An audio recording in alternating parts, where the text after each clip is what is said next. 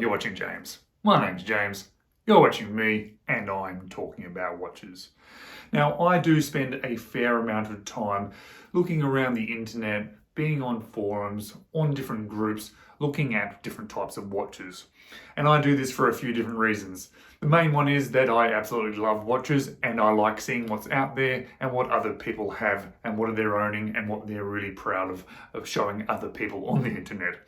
Secondly, I'm looking for watches to buy for myself, to buy to enjoy, to buy to wear, but also then to show and then create content on this YouTube channel. But whilst doing that, I also come across a lot of watches which I think are absolutely amazing, that I sort of think, wow, but they're sort of watches that I'm not going to buy or that I'm unlikely to buy.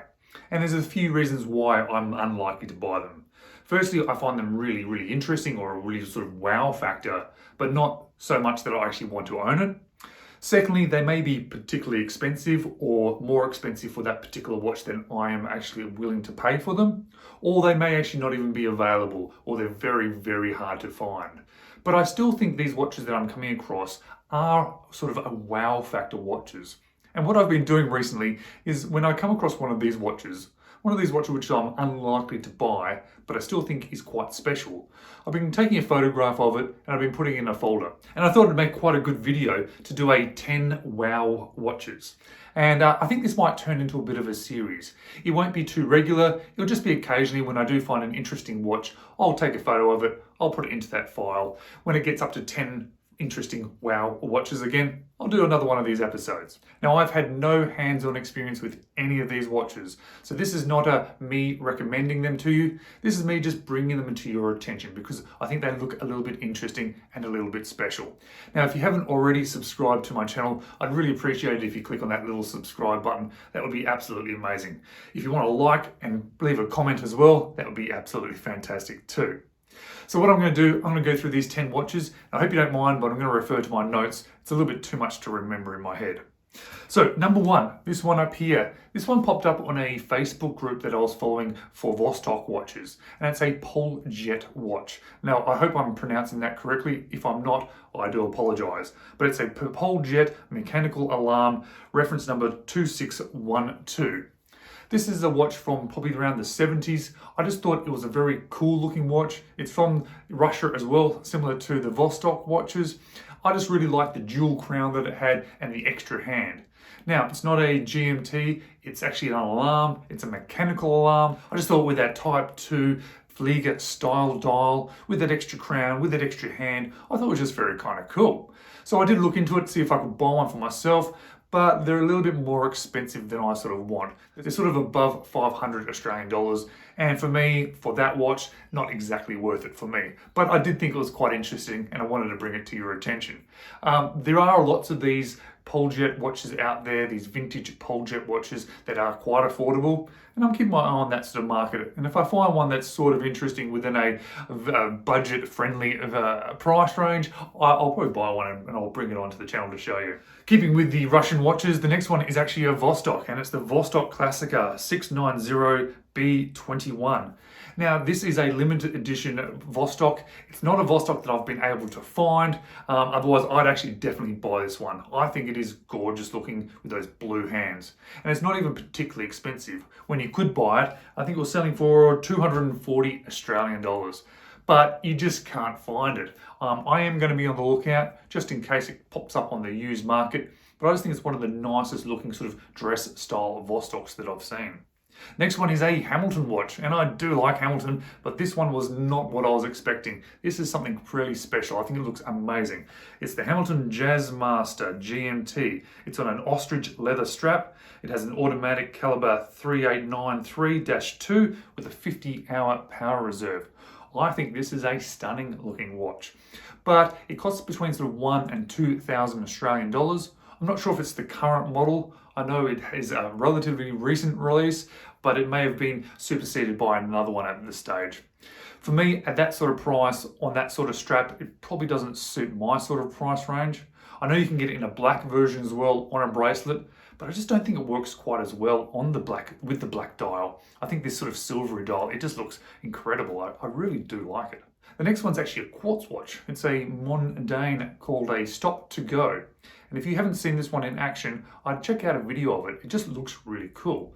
When the second hand ticks around and it hits the 12, it pauses. And when it pauses, the minute hand jumps forward a minute, and then the second hand continues to move around. And I think it is a really cool looking watch. I love the look of these Mondaine railway style watches, and I really like the action of this one. The only problem is it's 1,099 Australian dollars, and over $1,000 for a quartz watch. I can't justify that. I think it's very cool. I think it's really, really awesome. But no, I'm not going to be spending that much on a quartz watch. Now, the next three watches, you're going to see a bit of a theme going on here. I seem to obviously like this sort of vintage, no date sort of diver watches. So the first one is a Steiner. It's the Ocean One Vintage.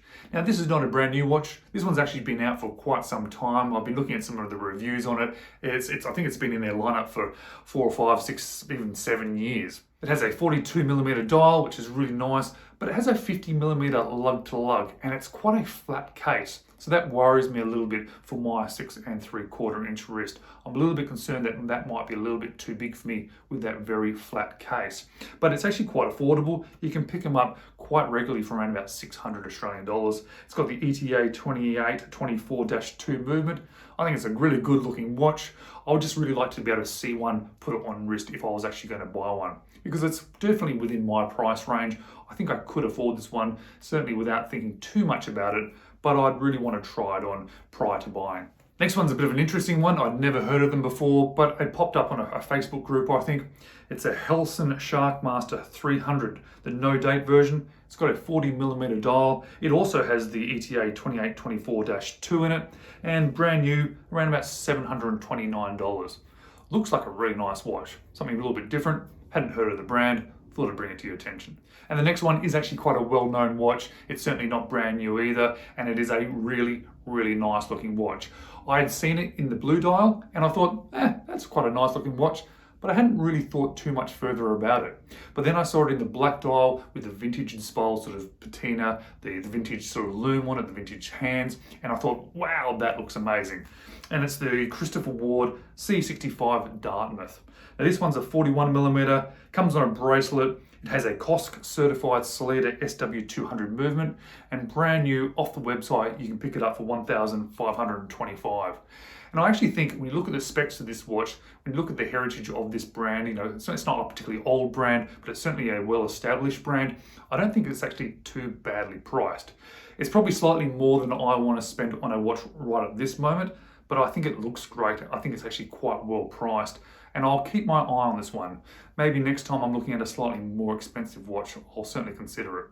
And another watch that's actually getting a fair bit of attention at the moment, so it's sort of all over the place, and I kind of understand why it's getting attention because it's a beautiful looking watch, is this little Baltic MR01. I particularly like the blue dial. I think it's really pretty. They've really done a good job at designing this one.